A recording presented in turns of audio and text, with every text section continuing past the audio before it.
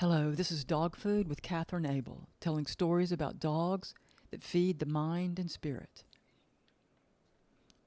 A lot of activity. It's springtime here. A lot of activity going on. I've been seeing copperheads, water moccasins, a king snake eating a water moccasin, garter snakes every which way, turtles, snapperhead turtle. Have you ever seen a snapperhead turtle? That's a huge turtle. Don't mess with a snapperhead turtle. They don't play. If you've got dogs with you in the woods and you see a snake, you don't need to freak out. Watch the dogs. Whatever the dogs do, you do. If the dogs go around the snake, go around the snake. If the dogs jump over the snake, jump over the snake. Do what the dogs do. You'll be safe. And the dogs don't ever go smell a snake. They don't. They don't do it. Not my dogs. They're wood savvy.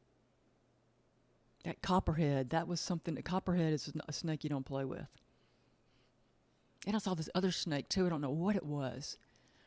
It was so beautiful. It was in this stream, and the stream was just lightly flowing over it. And that snake was a juvenile snake, a small snake, just at peace, complete peace. Really beautiful, really an idyllic scene. That I don't know what kind of snake that was. Then I saw this other snake that had like a green that was so green, almost like St. Augustine grass. It was that green, that green in that snake.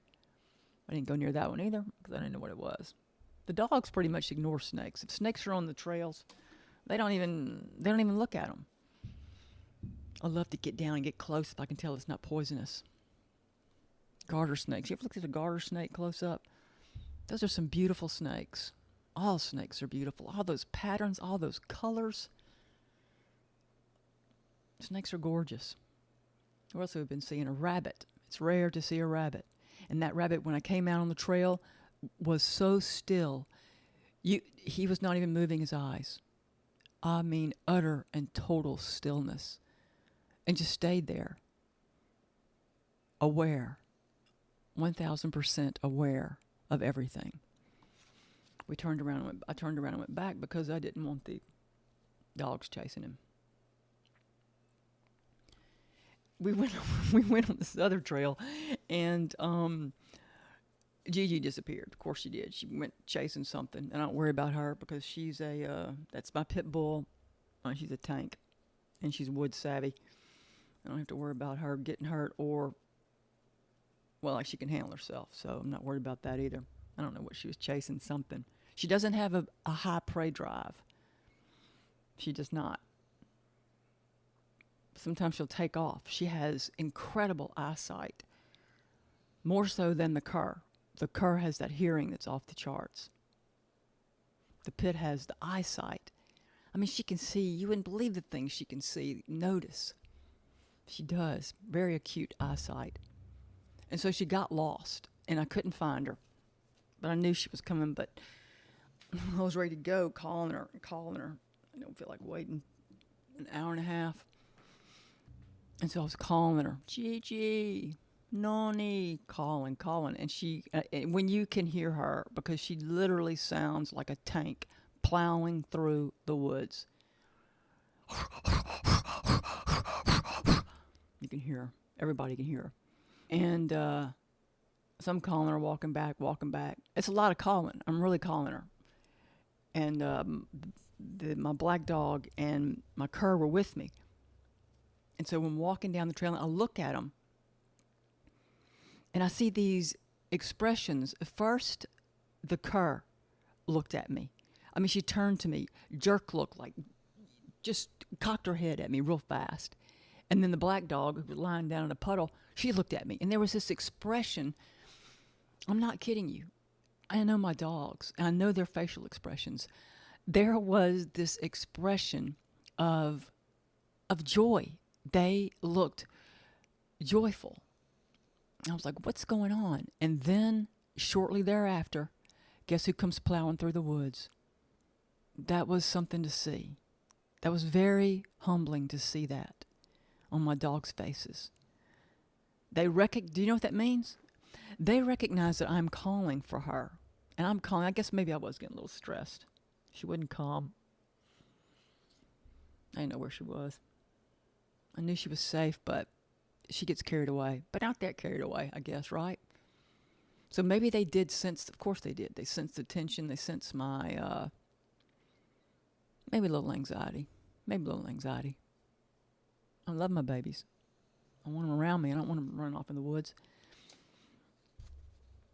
And so when they heard her coming, they turned to me, and there was total delight and recognition because they knew, here comes the tank.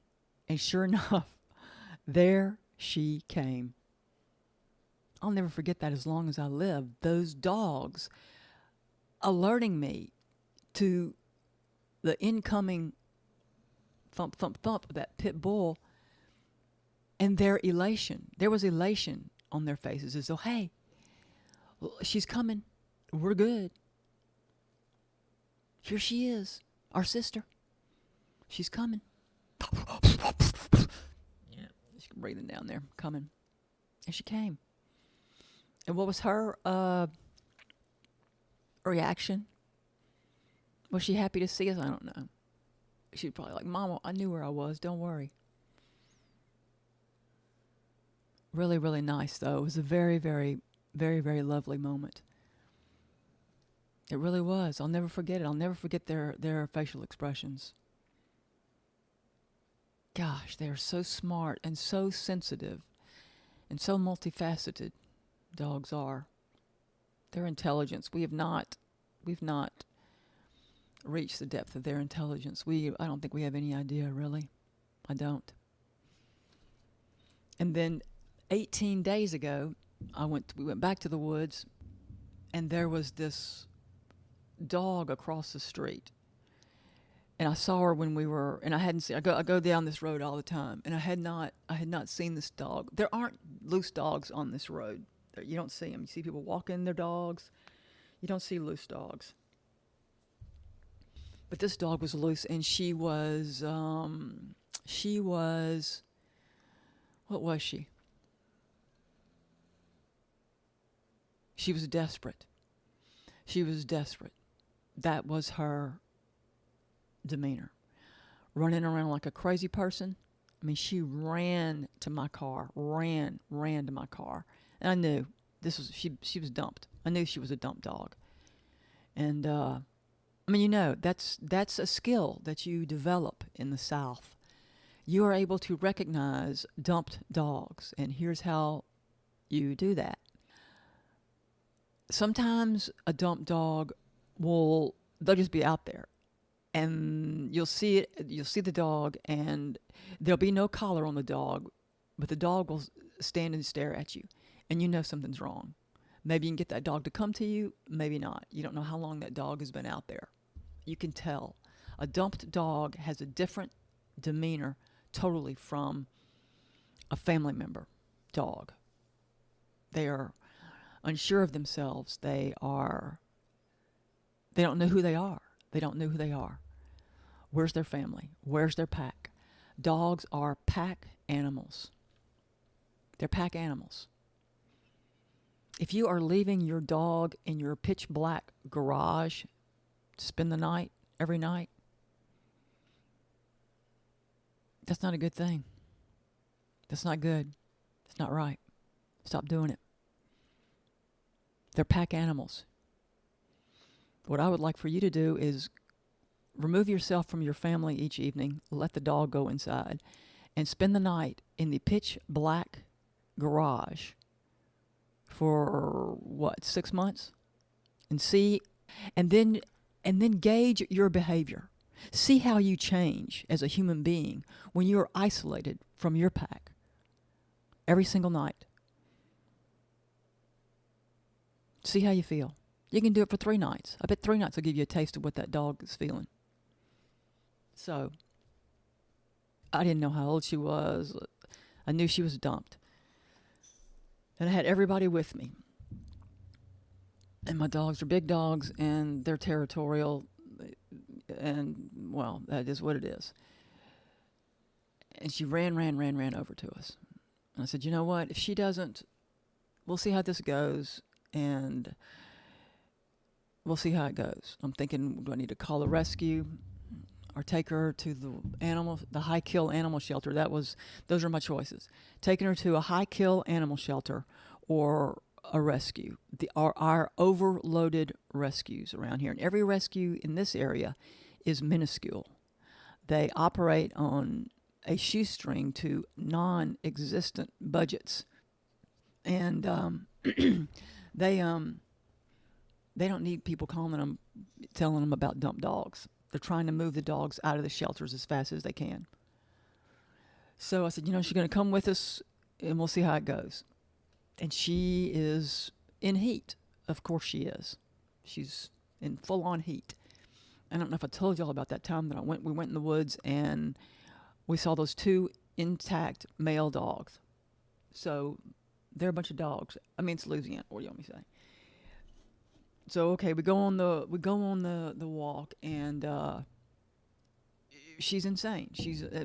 Her behavior is out of control. She cannot stop running. She cannot stop chasing things, and wildly, without restraint. There was anxiety in every hair of her body.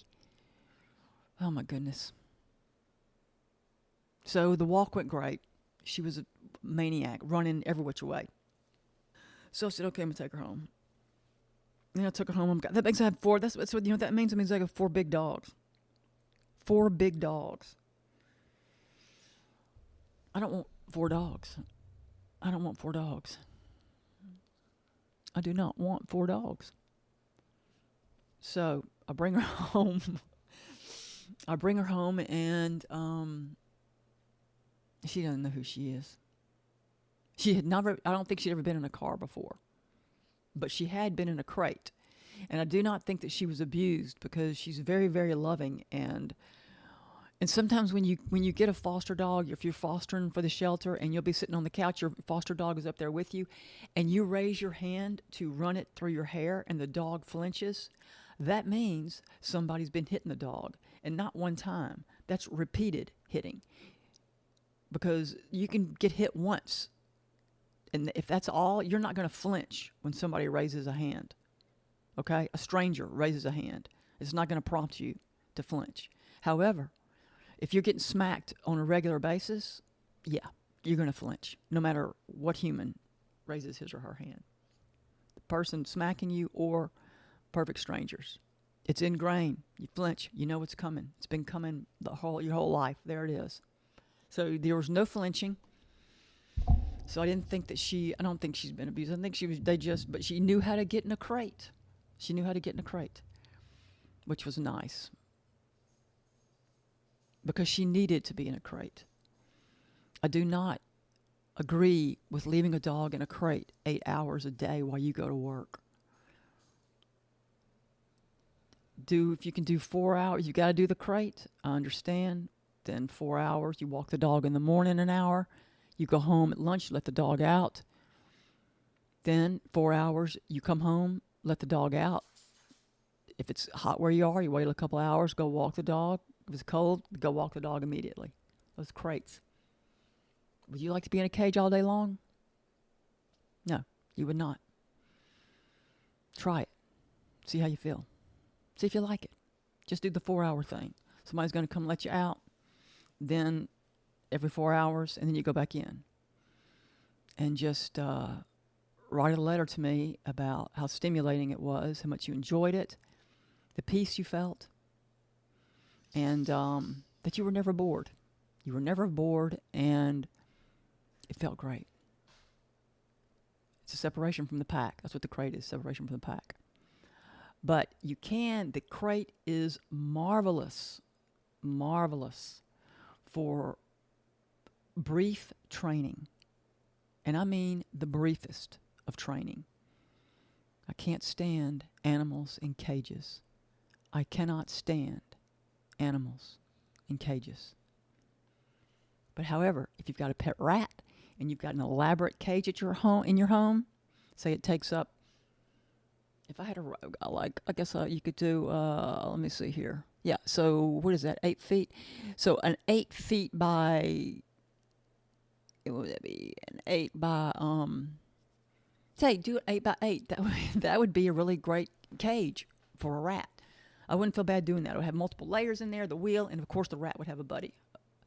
Animals, they're never alone. Do you know that? Animals, if you look around in nature and in the sea, reptiles, they're never alone. Even if the animal does not, even if the snakes, they were not traveling in pairs. They did not travel in a pack. But the snakes were surrounded by animals, by nature, by the smells, the sounds, and us. We intruded on when we're jumping over the snakes. We're invading the snake's space, and it's okay because that's life, right? I'm invading the snake's space by jumping over the snake, but I'm not attacking the snake.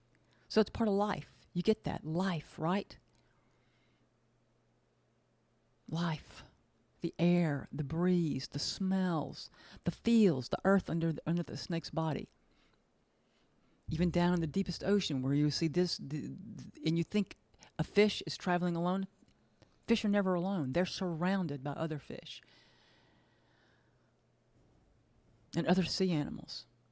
I want somebody to name an animal that exists in total isolation. And I mean there are no flies around. There's nothing. And the answer is the dog is the only one we force to live in isolation with that crate and stuff. And you hear it, they'll tell you too. Oh yeah, the crate's fine, it's great.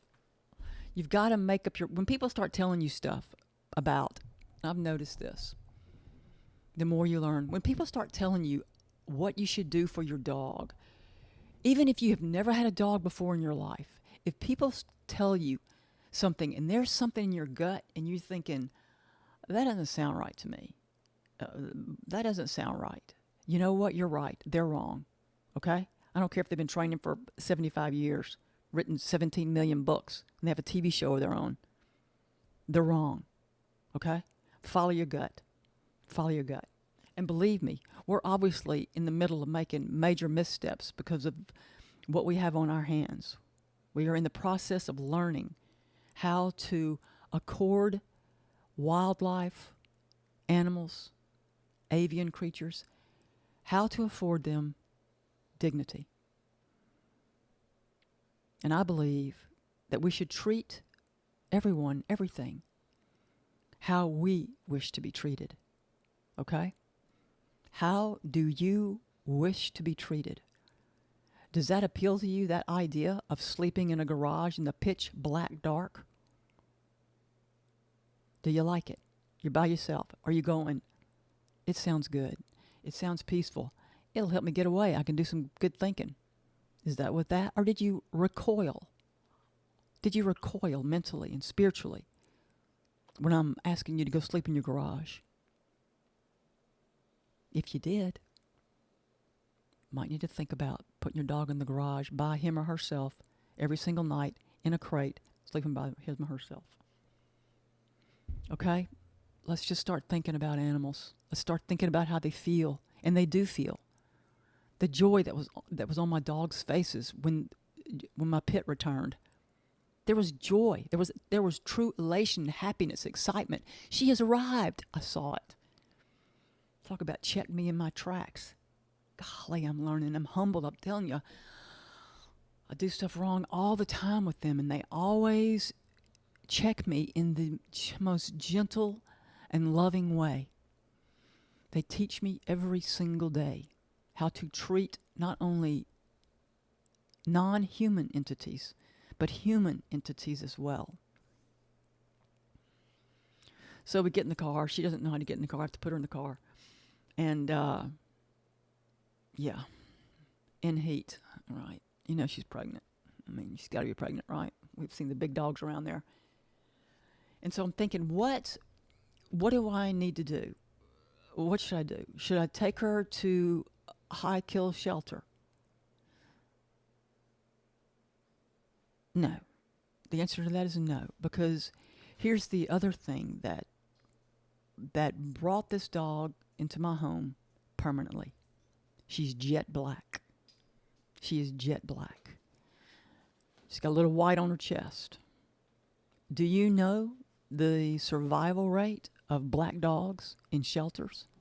It's slim to zero. Nobody picks black dogs, which I've talked about that. I don't get it because they're among my favorites. They are my favorite.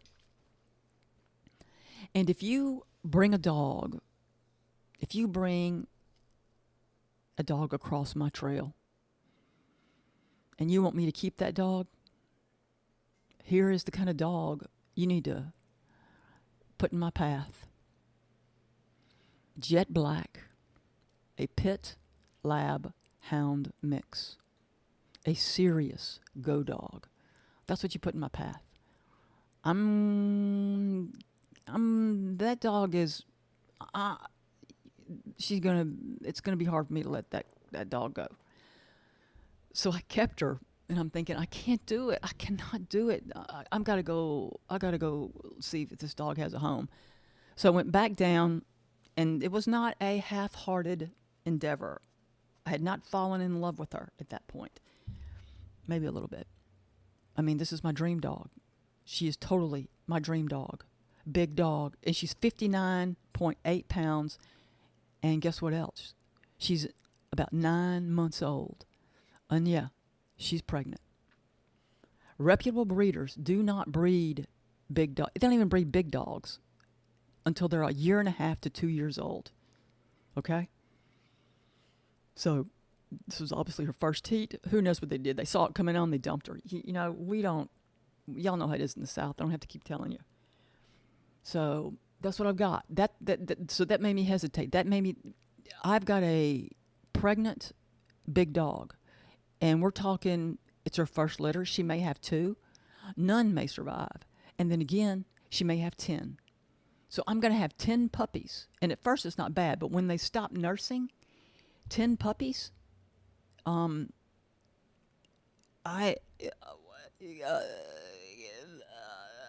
first of all, you've got to gather newspaper as though you were building the Great Wall of China. That's how much newspaper you need. And the waste is nonstop. And you got to feed them. And the poo-poo never stops. And they're stepping in it too. Right? Because what are you going to do? Separate all the puppies? No. The 10 puppies are going to be in the kennel, and they're stepping in their waste, falling down in it, tackling them if you don't get to it close enough. I know this. I knew this going in. I don't ever foster puppies because it's too much of a hassle. I mean, it's a massive, massive undertaking to foster puppies. But you can tell me what to do. I want you to. I want you to listen to me and then tell me a solution. Tell me how I could have not kept this dog. She goes to the high kill shelter, black dog. She's not going to get it. She's not going to get adopted here. Forget it. It's not going to happen. Maybe they'll find a rescue. You don't think black dogs are hard to adopt wherever they are, north, wherever? People, the last choice is going to be the black dog. It doesn't matter if the dog is lean, a black German Shepherd. It doesn't matter. It doesn't matter if it's a black German Shepherd, a black Lab, a black Scruffy dog, a black Chihuahua, a black Pit Bull. It doesn't matter. Black dogs, they're the last ones to go. So there's no way I was going to let that dog be killed, okay? So I go to the vet. I'm thinking, let me just see. I mean, she's heartworm. We got to see if she's heartworm positive. Because heartworms, here's what happens with heartworms. The dog is bitten by a mosquito. And let me just tell you about mosquitoes. I'm on the front porch with the commercial fan going, and I've got 4 buggable wristlets. I got a buggable wristlet on my ankles, each ankle, and I got a buggable wristlet on 2 wrists. And the commercial fan going. Guess what? I'm not going to have a mosquito. However, if I turn off the fan, they're going to make their way in. Those are the kind of mosquitoes that we have here. So, but the buggables, they help a lot. And you don't have to fumigate yourself with mosquito spray. gosh, I can't stand doing that, spraying stuff all over me. So the dog is bitten by a mosquito. And if the dog is not on heartworm medication, heartworms start growing. And if you don't treat the dog, they grow and grow and grow until they fill the heart. The heart is filled with worms. Do you think that feels good? Can you imagine your heart filled with 2-foot thin white worms? Does that sound like you would feel good during the day walking around they continue to reproduce, right? They continue to reproduce. Then around here you can recognize the heartworm cough. And when the dog has the heartworm cough, you got a slim chance of living, even if they start. And what they have to do, there are two ways that we're dealing with it here. You get the doxycycline, which is this antibiotic. You do that for 30 days. And at the same time that you're doing the doxycycline, you give them I can't remember, there's some kind of shot, or you start them on the heartworm medication. That's the slow kill method. That can take 6 months, okay, to get rid of the heartworms. If you do the fast kill, you inject the dog. I think it's 2 shots.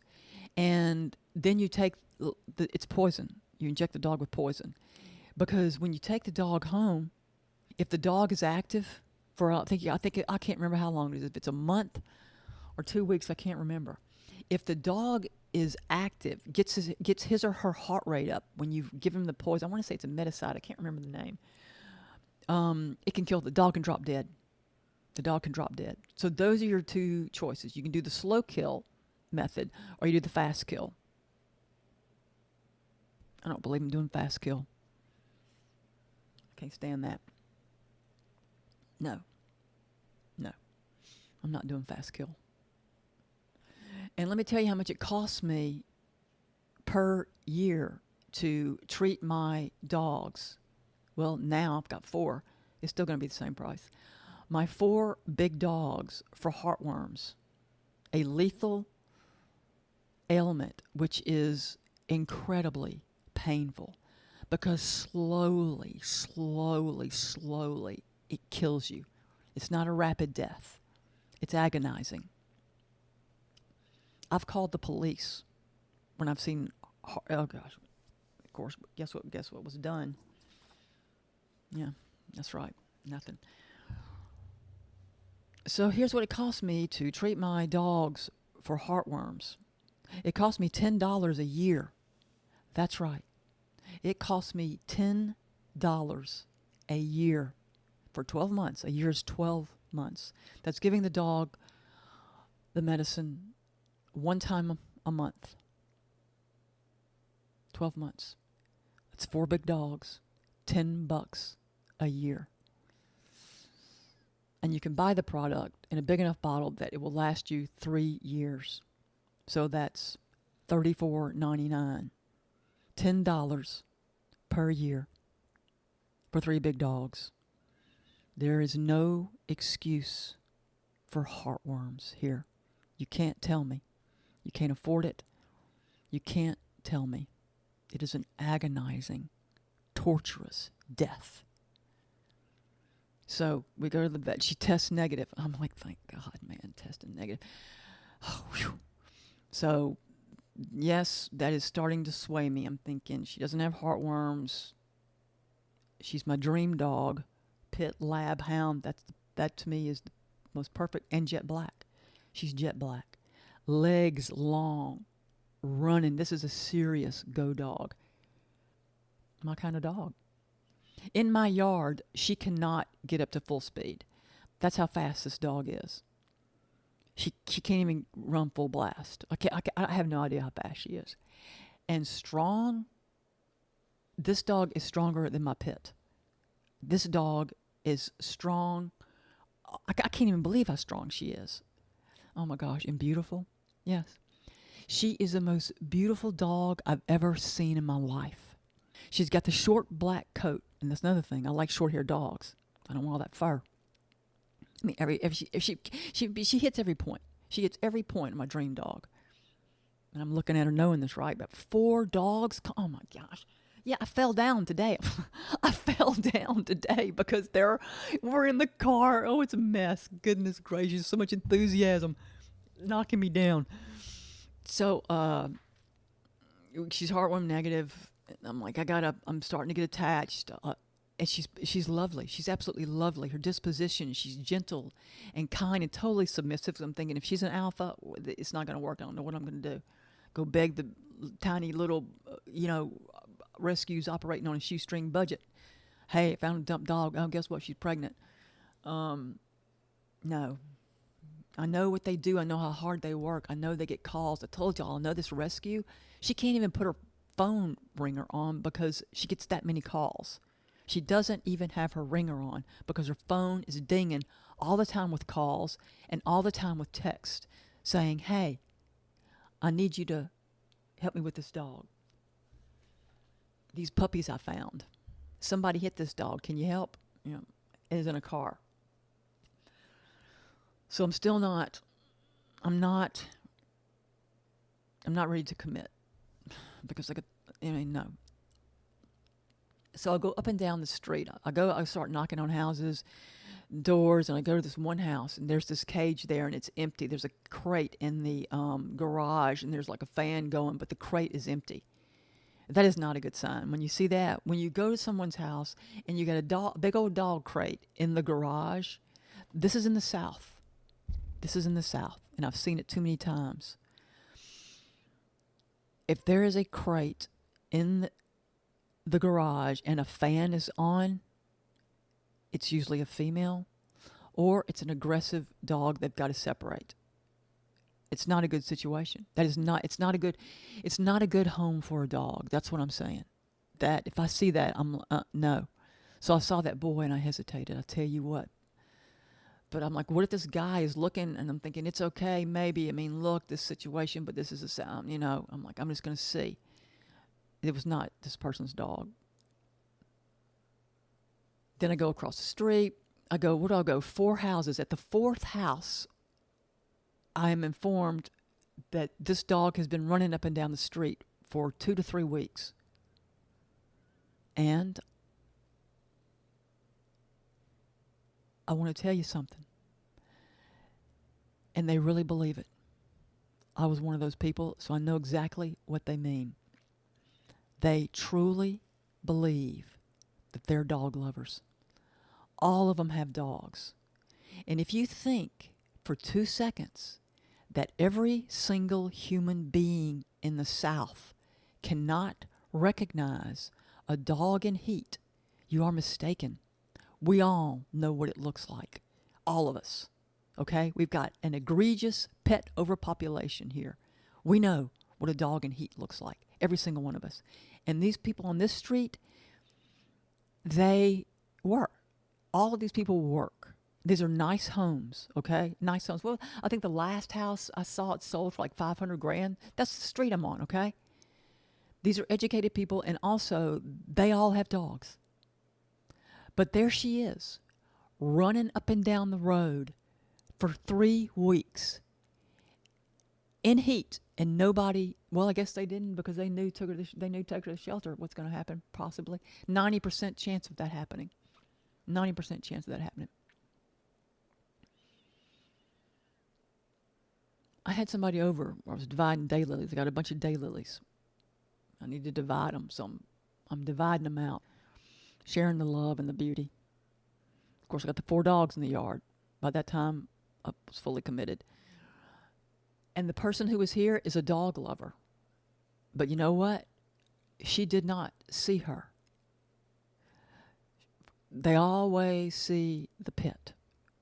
Everybody wants to look at the pit, talk to the pit, see the pit, watch the pit, enjoy the pit. Yes. She did not even see this exquisite beauty that was sitting right next to her because she's a black dog. And that's why. I mean, she's beautiful. She's got the ears have the hound thing going on, and her back, her haunches are houndy. She's got the lab the deep orange lab eyes, but she's got the shape that kind of like pits have that like Asian shape. It's a slight slant that pits have. She has that. And then she has the white on the chest, which tells everybody she's got pit in her. And so the way it is here is either you love pits or you have utter contempt for them. It's one or the other. There's no in between. So obviously, we know which one it is. They let her, but she was fat as a hog, so they were feeding her. They were feeding her in the neighborhood. Somebody was feeding her. Where was she sleeping at night? I don't know. I don't know. She's 9 months old. She's a puppy. She's like, where's my family? Where's my family? And this dog is a total family dog. She's probably the best dog I have, unless these rascals around her turn her into a maniac. My dogs, yeah, it can get rowdy. Trust me, it can get rowdy. Here, jet black. She's lovely, calm as she can be. I don't know where, that's a pit. That's that pit in her. And she's gorgeous. Gosh, and she's so athletic. Just kind. I mean, she's out of control, okay? Every shoe has been taken to the yard. She hasn't chewed them, which is a miracle because the lab is going to chew, a tree down. That's what a lab does for you. She has displaced all the cushions on all the furniture, every which way. She has she is still now surfing the counters a little bit, not as much as she was. Dumping eggs, a dozen eggs, knocked them on the floor. It has taken her. There's this thing called the rule of three, and it's a 3-3-3 rule for dogs. And here's what it says: it's 3 days, 3 weeks, and 3 months. And they do it. They started this thing to help people when they were adopting rescue dogs who are who are from shelters. Which, by the way, I've been to the shelters here, and yes, they are run by amazing human beings. I mean, they are doing everything they can. Both that's Morehouse Humane Society and Ouachita Parish Animal Shelter. They break their backs trying to help the dogs get out and into a home. And so another thing that stalled me from taking her to the shelter was I could not see this pregnant puppy in a kennel with 2 other dogs, because that's what we got to do here. We have so many. It is what it is. So perhaps in the more civilized kennels, I don't know where that is. I don't know where that is. You have 1 dog per kennel. Not here. It's 3 dogs, minimum 2 dogs. Okay. You are packing it as much as you can because guess what? You don't want to kill any more dogs. So you're doing everything you can. So there was that. I did not want to take her to and they're barking. They bark all the time. And that too, I would if a kennel ever frees up, what I would encourage, and if shelters are such a wonderful place for dogs, which I know some of y'all are gonna get on your high horses. Here's what I would like to ask you to do. If a shelter is such a nice place for a dog, then why don't they let homeless people come and stay in an empty kennel?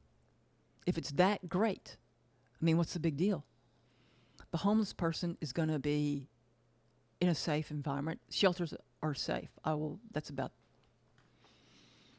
gosh, they're dog prisons. They're dog prisons. I've said it, I'll say it again. A shelter's a dog prison.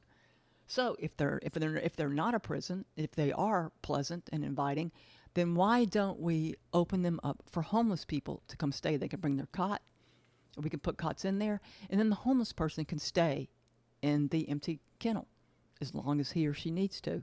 They can go out, use the bathroom, but then at night they're in the kennel. I mean, right? What's wrong with that? Why are you recoiling from that idea? What is making you recoil? They're clean. The shelters around here are clean. They work like you wouldn't believe how hard they work to keep them clean because they're fighting disease, trying to move those dogs north. They want them healthy as they can possibly be. I don't know if you've ever been to a shelter. If you notice when you pull up to the shelter, barking starts nonstop. And it's not subtle. We're yipping. We're going to yip here a little bit, subdued, kind of like cough barking. It's not like that. It's loud, raucous, and it's nonstop. So, if the homeless person would like to spend the night in the kennel, it might not get much sleep. But neither are the dogs, are they? So no, I was not taking this dog to a shelter. And I love our shelters here. I have a great admiration for them. I do not know how they do what they do. I couldn't do it. Could not do it day in, day out. I couldn't do it for 2 hours. I learned that about myself, stepped away, found something else, found another way to help this situation. So you're going to brag on your shelter. Go get some homeless people. Let them spend the night. Why can't you start that program? If the shelter's so wonderful, a homeless person that would be lovely and may even be comforted by the dogs or have a nervous breakdown from all the barking nonstop. And then some dogs, do you realize there are some dogs that go to the shelter and they bark all the time. They'll just sit and stare at they'll stand and stare at the dog in the adjacent kennel and bark nonstop. They will not shut up. They will not shut up. I don't think I would either. I think I'd be screaming at the top of my lungs constantly. Get me out of here. Get me out of here. I'm dirty. I stink. This food is not the best. I want to urinate on a plant, on grass. I don't want to do it on concrete. So no, not taking her to the shelter. So it has taken her 18 days to, the rule of 3 is, here's the way it is. It takes around 3 months. It takes 3 days to decompress, followed by a 3-week period to establish routines, introduce basic training. The final phase, spanning 3 months, focuses gradually, what does it focus on? Gradually exposing the dog to various environments. Yeah, whatever. That's not going to work for this dog. No. So it's 18 days, and she is finally decompressing. I think she's decompressed now. The licking has stopped. And I'm talking licking. Okay? I don't like my dogs licking me. My dogs aren't lickers. They never have been. I might have had one, the lab mix. She might have tried to be a licker, but I don't like dogs licking me all over my face, licking my hands, licking my arms, licking my legs, licking the bottom of my feet, licking my knees. I don't like it. I don't like it. But I let her do it because she was so filled with anxiety and confusion and trying to figure out who she is. Where is she? So that has stopped now. The nonstop licking has stopped. 18 days. Took 18 days for that. I don't know if I finished, but the crate, I used the crate at first, okay? She's not in the crate anymore. It's in here because I'm afraid. Oh, did I tell you that she also got out of the fence and ran around the neighborhood? So, yeah, it was interesting. It was interesting. And challenging. And time-consuming. And she's gorgeous. She's absolutely gorgeous. This is the most beautiful dog I've ever seen in my life. She's perfectly formed. I mean, that combination, pit, hound, lab, that's a marvelous, marvelous dog and a marvelous family member. That dog is going to be loyal, kind, not necessarily gentle, but kind, and just a sweetheart. I mean, she is so sweet. She's so sweet. And I hope that the cur and the lab mix don't train her to become a barkaholic. Looks like she's going to be her own dog. She's following, I think, the example of the pit. The pit could care less. I've told y'all that. The cur is meeting her daily quota of citizens' arrest. The number to which she is the only one who is privy to the number that she has to complete to meet her quota. So it's pretty constant. She has not tried to do that. She's not running down. She's not following the cur. She's not following the lab mix who does the same thing. Those two dogs of mine are very territorial. She's not doing what they do. She's following what the pit does, because the pit is my new alpha. My big black dog, she's fading. She's older and she's fading. The pit has taken over the reins. And oh my gosh, and the pit is the perfect alpha. She is the perfect alpha. She's doing so. She's taking over the alpha position in the gentlest, most patient way.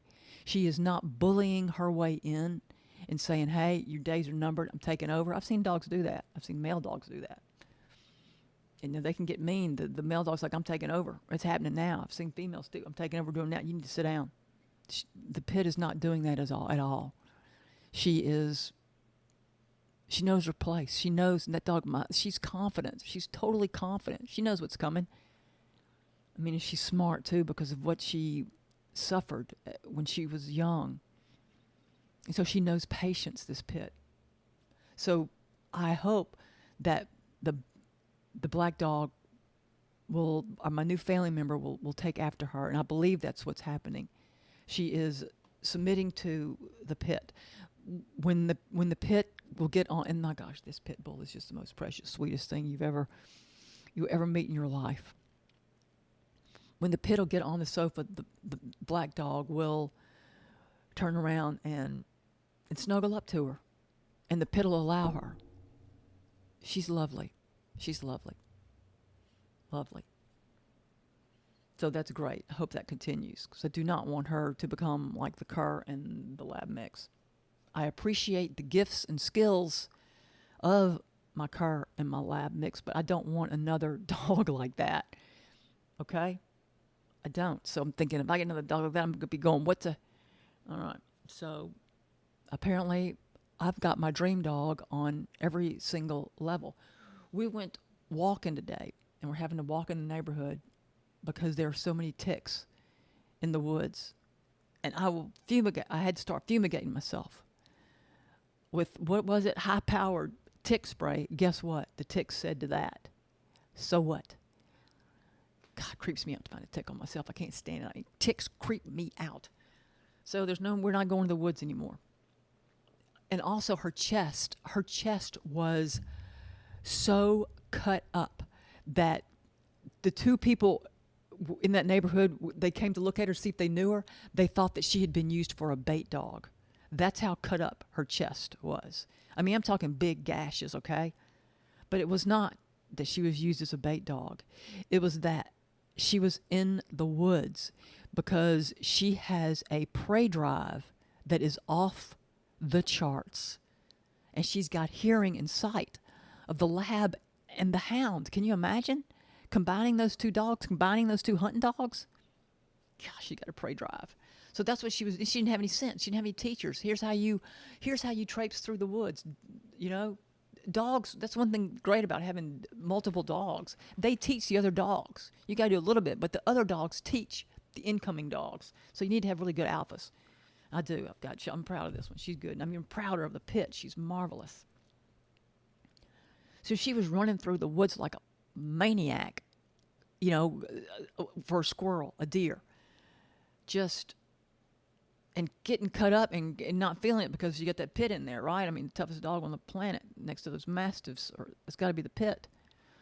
I mean, her chest was that cut up that people thought she'd been used as a bait dog. Go online and look up scars of a bait dog. That's what she looked like. Well, the scabs formed and they've fallen off and the wounds have healed. She's got a couple of big scars. I don't know if they're going to stay. She's got some scars on her stomach too. I don't know if they're going to stay. But they're fading. I hope they all fade. Oh gosh, she's just lovely. I'm thinking about her right now, and there she's on the sofa. I love her. I do. I totally love her now. But she's a handful, okay? I have to hide the cat food because I go in there to the cat food. It's dumped all over the floor. I bought 2 bags. Oh, yes, okay? It's and that's multiple times. I got to go in there, put the food in the drawer. Then when the cats come in, I got to go out, put the food back in its place where they can eat. Then I've got to remember to go get it when they yeah. So you can see. You can see. It's chaotic to say the least. But I'm committed. And when I commit to a dog, it is it's a total disruption of my life, because if I'm going to bring a dog into my home and I choose to invite this dog to become my family member, then what I want to do, I want to bind that dog to me. That's what I want to do. I want to make her fall in love with me and love me forever. And so here's how I do it. I spend as much time as I possibly can. I move everything out of my life. There's no more going out. That's gone. It's over. It's over. Except for walking. When I'm walking, she's with me. She knows how to ride in a car now. Absolutely loves it. And the way she loves it, it makes me believe that she had never been in a car before because of her reticence at the beginning.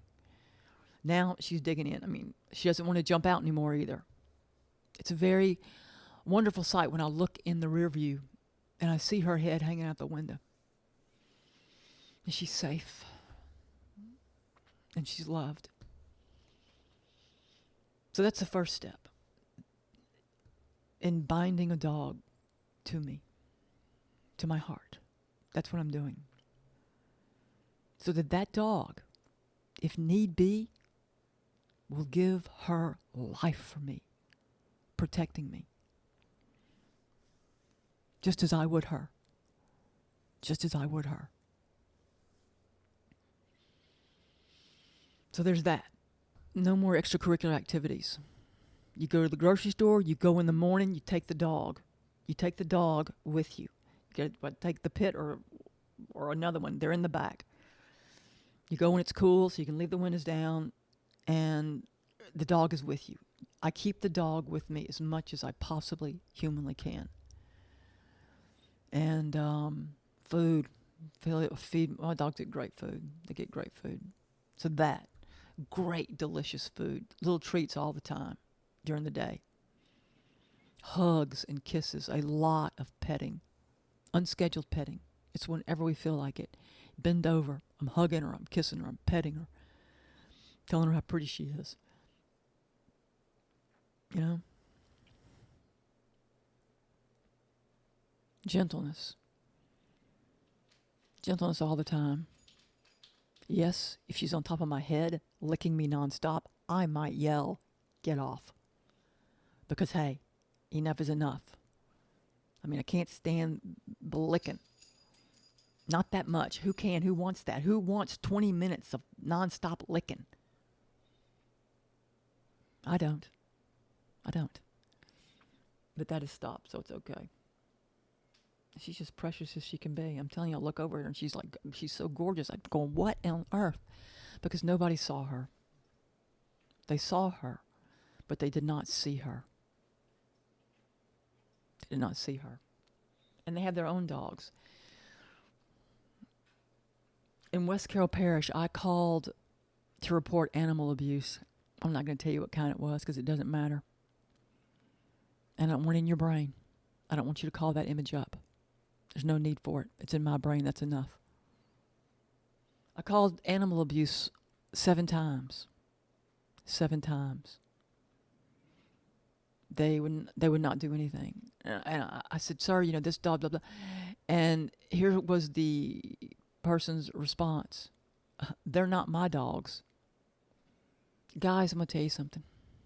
Your dog is my dog. My neighbor's dog. They're my dogs. Every dog is my dog. You are my brother, my sister.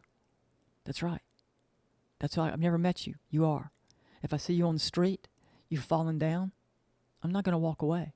I'm going to rush and help you get up. If you seem lost, I'm going to go ask. Do you need some help? If somebody's hurting you, I'm going to do whatever I can to stop it. Even if I've never met you, I've never seen you, and I may never see you again, I'm going to help you. It doesn't matter whether I know you or not. You are my brother. You are my sister. You belong to me. So does every dog. And so does every cat. There I can have a hand in. I can't have a hand in cows. I can't have a hand in pigs. There's nothing I can do there. I can't have a hand in goats, rabbits. It's very difficult. I can't. But the dog, cat, I can step in. Those other animals, forget it. Forget it. There's no way anybody around here is going to do anything for those animals that I named. They're not. Those are not my dogs. That's law enforcement. Welcome to the South. It's probably up north too. That attitude, that detachment, that blindness. It is. It's everywhere. It's all over the world. It's all over the world. It's hard, though, to look at animal abuse and then to take the steps necessary to try to make something happen. Here are some steps that you can take that may or may not be effective, but this is the way to do it.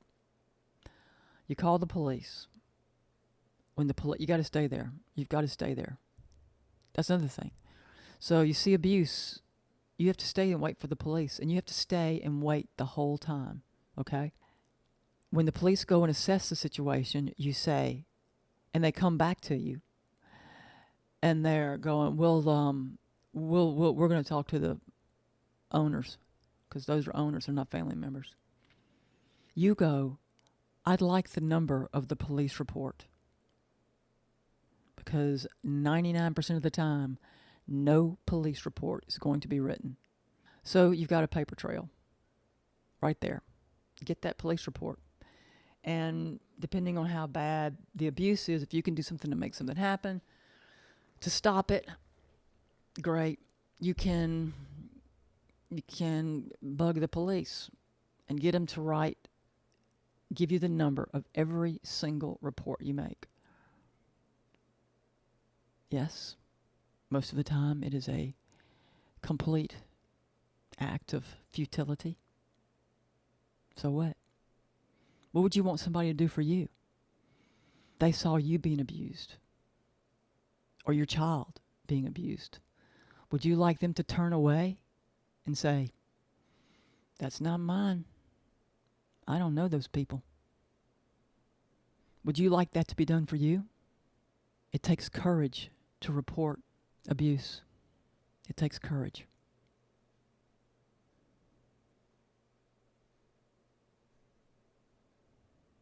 So what? Have the courage.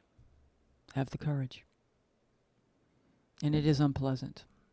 There's nothing pleasant about animal abuse. Or you can do like we do here. Look away. Don't see it. Look away. Even though it's everywhere, look away. Don't see it. Or you can look right at it and not see it. Just like that person over here with the daylilies. She did not see my new family member. There was a perfunctory glance and then total pit bull attention. I named her Love. And it suits her. Love. Come here, Love. Come get in the car, Love. Come see me, Love. Come on, Love. She learned her name in one day. She learned how to use a dog door in 2 days. Yeah. She's a genius as well. She's a genius as well, okay? So, absolutely my dream dog. She's going to be a total sweetheart. I mean, she already is, and she's only 9 months old. I wonder how much she's going to weigh. Probably 70 at least, right? I don't know if she's going to grow taller or just grow wider. I suspect a little bit of both. She glistens in the sun. Her coat glistens in the sun like silk. Yeah, so that's how you bind a dog to you. That's how you bind a human to you as well. You just love them with your whole heart, keeping their needs, wants, and desires uppermost in your mind. So what there, dog? Treat your dog like you want to be treated. How do you want to be treated? They're smart. Dogs are so smart. I mean, come on.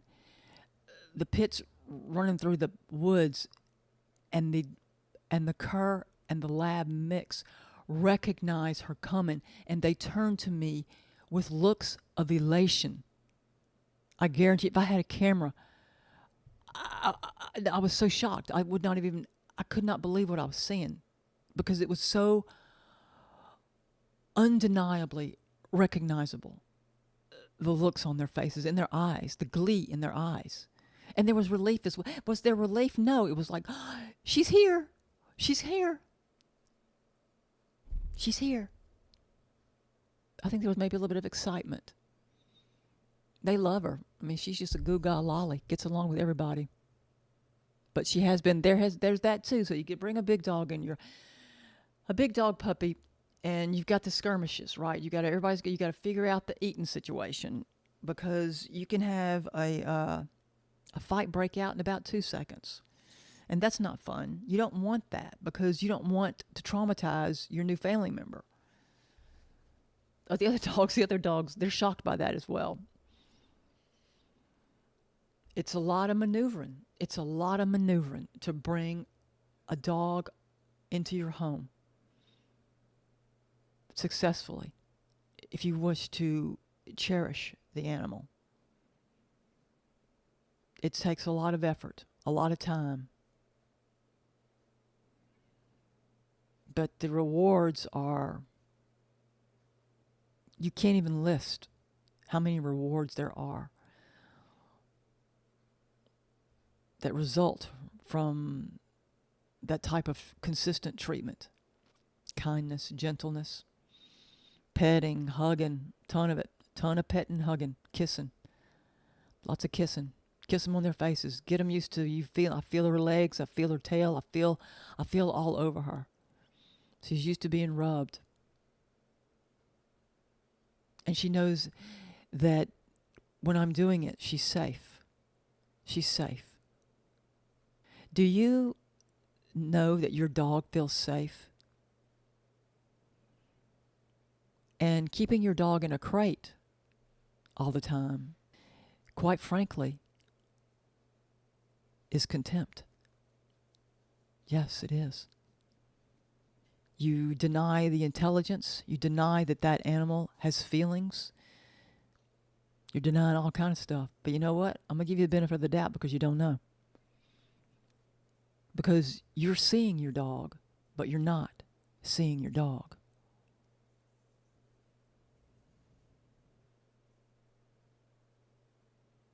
I got 4 big dogs now. And it is total chaos. The grit is off the charts. I feel like the dust has multiplied 5 million fold. She chased all the cats off the first 5 days. There was that. And my neighbor can't stand my cats coming over. I mean, she gets really, really, really genuinely mad. So my cats, we can't have my cats going over there. All right. I wish they'd go to the other neighbor. He could care less. He's who cares? The cats are there. But no, they got to go over there where they've got to sense she does not want them there. And she films them on her Ring device and sends me the videos of my cats walking on her car, sitting on her concrete carport. Oh my gosh, that was a fiasco. And I called. Did I tell you about that? I called around rescue. I'm like, hey, how do I stop my cats from going over to my neighbor's house? And the rescue told me, build a catio. I'm not building a catio. All right? That's a cage. Cats, dogs, Humans, we need to get out. We need to feel the dirt on our feet. We need to feel the grass, those textures. Smell everything we can. They need to hunt. They're major predators. I mean, cats are major predators. They need to hunt. Why would you take that from them? If you can, okay? If you can, let your cats go in and out. I lived in an apartment once, and I did not have that luxury. Cats need to go outside. They're healthier. They're leaner. They're happier. They're happier. Just chased off all the cats. Nothing I could do. So the person told me, build a catio. I'm like, thanks very much, click.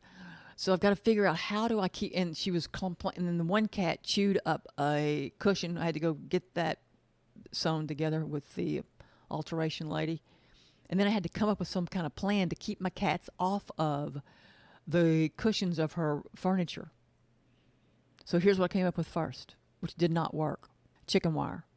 I went over there and draped chicken wire over everything. It did not work. Here's what worked. Adhesive, that stuff you put in the cabinets. And there's double. There's even double. I think that I found a double adhesive. I think I did find a double adhesive. I don't know. I can't remember. But anyhow, that's what I did. I put the adhesive down on all the furniture so that if the cats landed on it, their feet would stick. And that worked. That worked. And we never had to do it again. The complaints stopped. The cats stopped going over there. But then they returned because Love was chasing them because she couldn't help herself. And I was very worried about that because I had a foster dog one time, and he chased the cats off, and he would not stop doing it. What was he? He had Australian. He had a healer. He had red healer in him, or was it blue healer? So he had healer in him. Forget it. Forget about it. Let's see. You got a healer. Yeah, go look up red healer. See what their forte is. So he would not stop chasing the cats off. So yes, I was I concerned? Yeah, I was concerned. I'm thinking, I gotta, gosh. Because like I say, her prey drive is off the charts. I mean, it's off the charts. And she's fast. She is so fast. Beautiful, beautiful, beautiful running. I saw her today a little bit. She was chasing, but the cats, everybody's made friends. Everybody's good. And she is very biddable. This dog is very biddable. Because she knows how much I love her. I mean, I love her. I shower attention on her. But let me tell you this. I have to, so I've got, she has come in, and she's our new family member. I can't shower all the attention on her. Because if I do, there's going to be jealousy and a fight might happen. Not a fight, but maybe they'll snip at one another, and then a fight could ensue.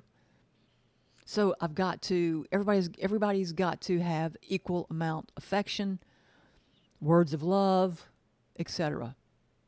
Yes. It is a major undertaking for me to bring a new dog into my family. And I don't do so lightly because I know what I'm going to have to do to ensure her success, that she becomes a confident dog, well, we already know she's courageous because she's, but can you imagine if she had, where was she going to have her puppies?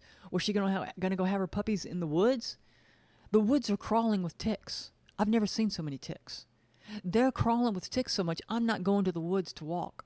And that's all I talk about on this dog food podcast is about walking in the woods. So can you imagine? It's driving me crazy not being able to go to the woods.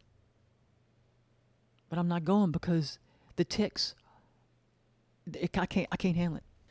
I can't handle it anymore. I can't take ticks. Oh, I can't take ticks. I was sitting on the sofa and I felt something crawling in my hair. I'm like, what is that? I'm thinking, is it the ceiling fan just blowing my hair or what? Yeah, it was a tick. And I don't kill them. I just put them down the drain. Because do you know that the tick can survive that? You can flush the toilet. You can flush a tick in a toilet, and the tick can survive. So I'm not killing ticks. I'm just washing them down the drain. So yeah, I guess her puppies would have been covered with ticks. How long do you think they would have lived? She'd found a little place to burrow in, you know, in the woods. Make her little home there. I mean, she didn't know. She doesn't know. She's 9 months old. It's going to be interesting when humans gain the capability to reproduce. I don't know if it's going to be men that are having the babies or the women having the babies. I would think that it would be women. Women would be the ones having the babies because that's the way it is in the animal kingdom. And so when we gain the capability to reproduce, maybe we're going to view animals, pregnant animals, with different eyes. Because the pregnant animal, the pregnant dog, the pregnant hyena, the pregnant lion, the pregnant giraffe, the pregnant hippopotamus, they experience discomfort, bloating, irritability. I don't know if humans are going to suffer that either. If when women can become pregnant, if they're going to experience any of those types of side effects from the pregnancy, or just, part of being pregnant. And also they become more loving. So when we can reproduce, in women, we're going to assume that we're going to be the ones capable of reproduction. You're going to need to go online and look up. I would look at pregnant dog, what the dog goes through during the pregnancy. And you can anticipate pretty much the same thing. So the pregnant dog, you see, those are the things that she is experiencing. It's not a happy-go-lucky, non-feeling state. As a matter of fact, the body is in an acute state of feeling. It needs to be, doesn't it? Because the dog needs to know when he or she is ready to give birth and to prepare for that birth by finding a suitable place that's away, because she would have done that, right? A dog is not going to go in a pregnant dog is not going to go in someone's garage. They're going to go somewhere where they can hide, hide their babies to keep them safe.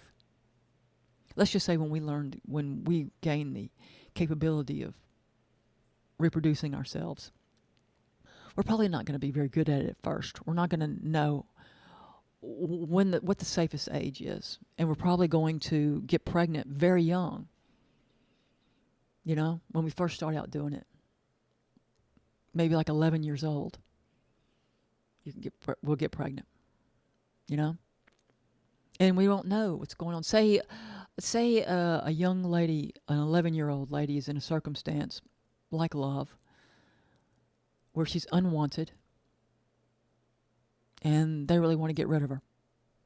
I don't know if any humans have ever experienced that in the history of mankind, if an 11-year-old has become pregnant and he or she did not want to. I don't know. Has that ever happened? Do y'all know? Can y'all look that up and see? So then the 11-year-old gets kicked out of the home, and she's pregnant. She doesn't even know she's pregnant, what pregnancy is. What is that 11-year-old girl going to do? She's going to go look for help. Where's she going to go? Because she's scared. She's got these weird things going on with her body. Where's she going to go for help? She doesn't even know. At first, she doesn't even know what it is. What's going on in my body? What is this? And her belly's growing. Her body's changing. She still doesn't know. She's only 11 years old. Like love. 9-month-old puppy. She doesn't know what's going on. But I would think that the 11-year-old, even instinctively, once she understands that she's pregnant, is going to seek a place of safety for herself and her child or children. That's what I would assume.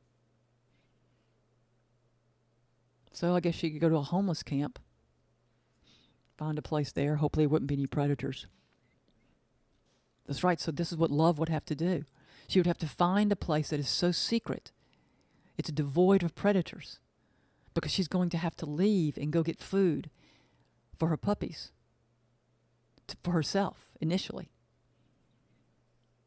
So there's got to be safe. I guess that's what the 11-year-old pregnant girl will do. She'll try to find someplace safe where she can have her baby. She's on her own. She doesn't know. We're new at this pregnancy thing, and she's the first human being who's ever become pregnant. So, we don't know what's going on. We got to figure it out. Hopefully she'll look to dogs or hyenas or lions and see what they do. See how they manage the pregnancy and then how they treat their offspring. Here's how love would have treated her offspring. Hopefully. We'll see. I'll tell you. I'm going to let you know. But I know how adult females who have had repeated litters around here, they become very protective. They don't want anyone near their puppies, and they will do what they have to do to keep you away. So that's what the 11-year-old girl would do. Do you think that she would be capable of keeping predators away? Do you think she could? I don't know. We'll have to see. I mean, we don't know how to reproduce yet. Because surely, if we knew how to reproduce, we'd have more compassion for the creatures who live amongst us, who are reproducing. No fault of their own. Okay? We'll see. We'll see what happens when we reach that stage, when we evolve to that point. It's going to be interesting. I think we're smart enough. I think we will look to dogs. I think we will look to the animal kingdom and see how they handle it. And I think we will mirror them.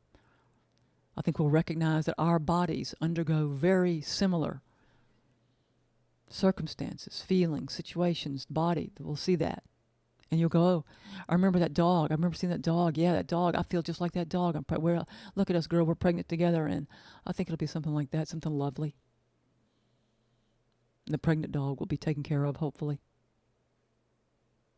Yeah, love's not going to have to go root around in the woods, the tick-filled woods, to have her babies. And I am steady gathering newspaper. I mean, you have to have so much newspaper. It is staggering. Constant. But it's so beautiful to see puppies. Oh, my goodness. Especially those who are in a safe place. It's just lovely. They're playful and just, oh, God, and the smell. I mean, how wonderful they smell. If you keep it clean. The 5 minutes that it's clean, that smell is amazing. It's amazing. Smell of innocence and purity and hope and promise. Constancy, the expansion and growth of life.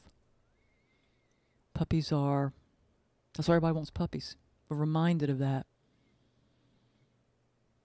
I want a puppy like I want a hole in the head. 9-month-old. She's my dream dog. 9-month-old puppy.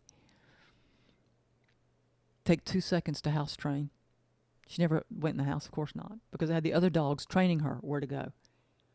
They train those dogs. I don't have accidents here when I bring in foster dogs because my dogs train them. It's so fast. So she never used the bathroom inside.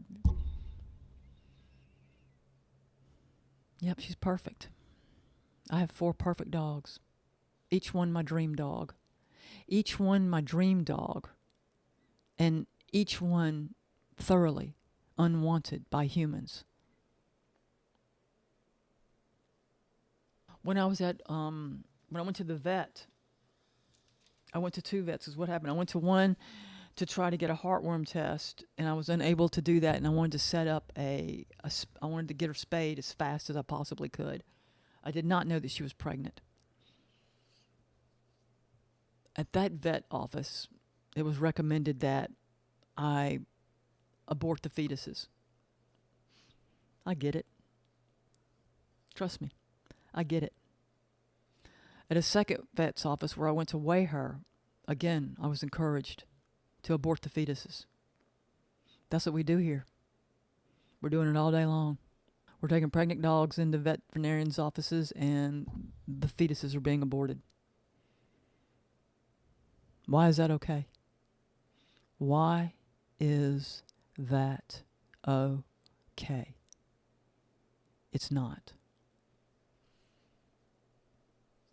She's going to have every single one she can have. I'm so glad she's a big dog. I'm thinking, she's 9 months old. Is he going to hurt her? Is she going to be able to do the pregnancy full term? She'll be 11 months old by the time she has puppies. And as perfect as she is, her pregnancy is going to be perfect as well. She is precious. She is such a precious little dog. Well, she's not a little dog, she's a big dog. She's precious. I mean, absolutely. You're going to have to give her a lot of exercise. I don't have a problem with that. That's how I live over here. We're exercising all the time. That's why I have go dogs. To keep you motivated. And she's not a lot of dog. She's not. She's easy going. Very, very calm. It's very interesting. It's very interesting how she is. You should see her face.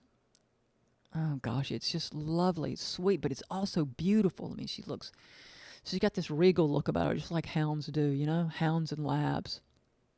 Especially hounds. Hounds are some regal looking dogs. They really, really are. The way their ears do when they're at attention. Their tail is pointed. Their body shape. They're exquisite. And so is she, inside and out.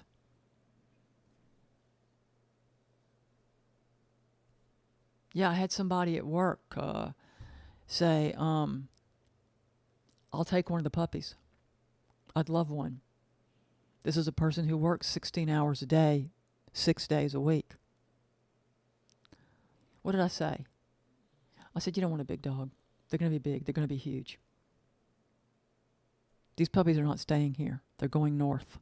Nobody is getting one of the. I don't know if I know anyone who I would trust these dogs with, because they're big dogs. I know people who have small dogs, and they're wonderful. They're wonderful pet family, an animal family. But a big dog is a whole another ball game, especially one that's got hound, pit, lab. Who knows what else? Who knows? What the daddy is? There's no telling. There is no telling. We know he's big. We know he's a big dog. That's what we know. And this one is 59.8 pounds at 9 months. She's gonna be big, real big. But that's my kind of dog. She's my kind of dog. From the tip of her tail to the tip of her nose, to the tip of her jet black nose. I'm gonna keep you posted. Let you know her progress. How she's doing. She's getting calmer and calmer every single day. She's just chilling. 9 months old, and she's chilling. But my pit does that too. My pit is totally chill. So I believe that she is following the leadership of my pit rather than the half feral lab mix, which is great. Which is awesome. Because the cur, I don't need another dog making citizen arrest. We've got one handling the citizen's arrest. That's all I need. She's got it handled. I don't need another one. I mean, a prey drive off the charts. Eyesight. I feel like her eyesight, I feel like she can see all around her. That's what I feel like, because of the way that she can spot a squirrel. And we live, I mean, it's rural here. We have trees everywhere. It's gorgeous. I've told you how gorgeous it is here. Big old tall trees. Oaks. We have oaks galore. Oaks are some of our main trees. Oh, acorns. Food for the squirrels. And safe climbing. They get up high in the limbs. They're safe, right? So there's squirrels everywhere. Gray squirrels, brown squirrels, black squirrels. Squirrels with thin tails. Squirrels with bushy tails. It's squirrel central here. I remember one year, there were so many squirrels. I don't know what happened that year. But there was an outbreak of squirrels. And you know how I know that? Because there were so many dead squirrels in the road. And there were so many live squirrels all around. I don't know what occurred that year to make the squirrels proliferate like that. But they did indeed. God, there were squirrels. So I've got all these trees in my yard, so there's squirrels everywhere. And she is, you can do off leash in the woods, but off leash anywhere else, no, there's no way. She would run and she would not stop. She would not stop until she got the squirrel, which she's never going to get the squirrel. The squirrel's going to go up the tree. So if the squirrel runs 2 blocks, Love would follow the squirrel 2 blocks. I can't wait to see how fast she can run. I watched her today running, and she didn't even come close to running full blast.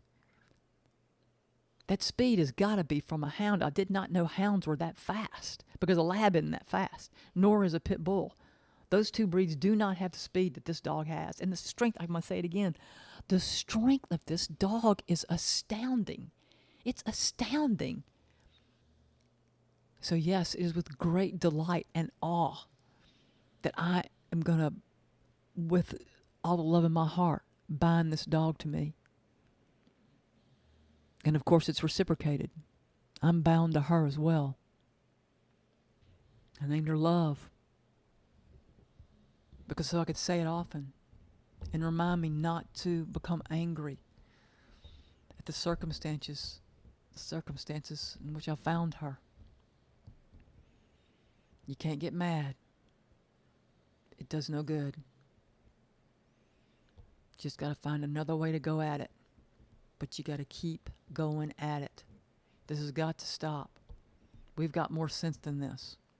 Maybe when we gain the capability of reproducing humans, we're going to get it. We're going to get the animal kingdom and value them more, understanding that, like us, they feel, they hurt, they love, they have anxiety, they fear, they desire a family.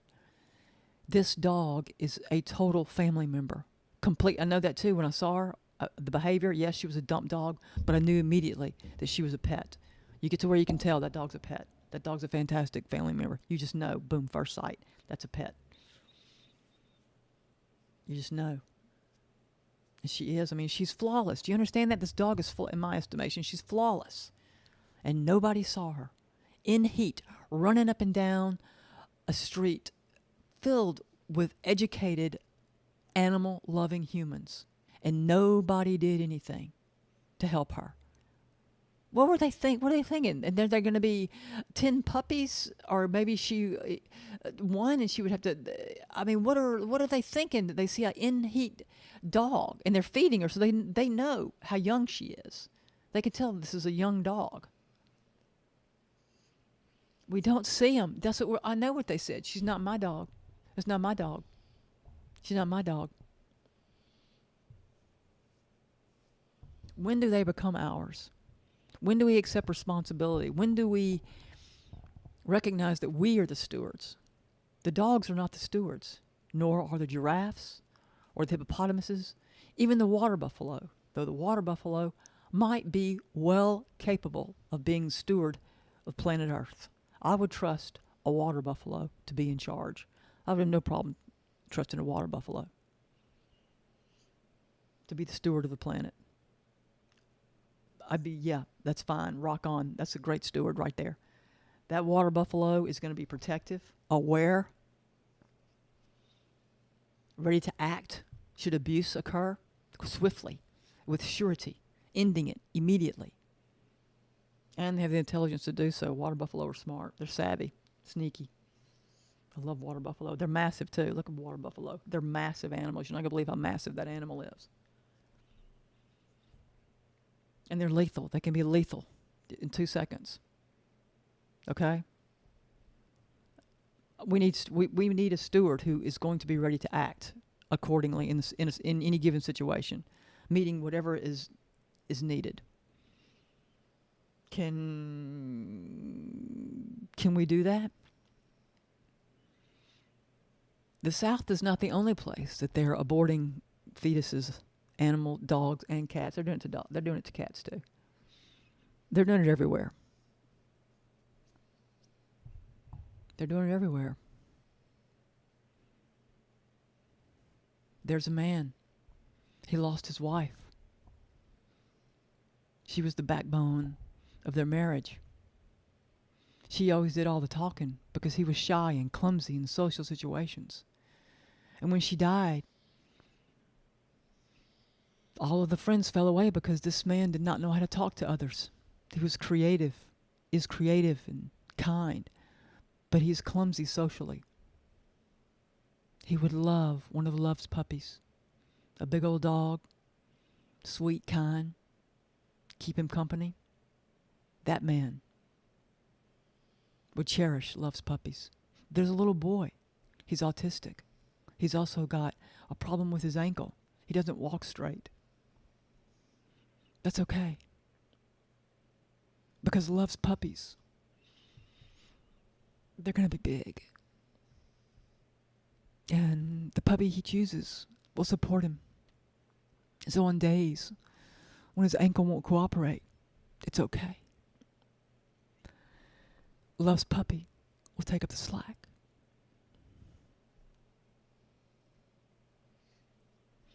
There's a family with small children that live way out in the country.